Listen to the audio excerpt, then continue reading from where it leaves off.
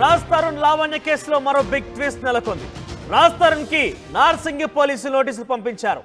లావణ్య ఫిర్యాదుతో రాజ్ తరుణ్ పై కేసు నమోదైంది. నెల 18 లోపు విచారణకు హాజరు కావాలని ఆదేశించారు. BNSS 45 కింద అంటే కొత్త రకమైనటువంటి ఇప్పుడు వచ్చినటువంటి ఈ చట్టాల ప్రకారంగా సెక్షన్ 45 కింద రాజ్ తరుణ్ కి నోటీసులు జారీ చేసింది నార్సింగి పోలీసులు.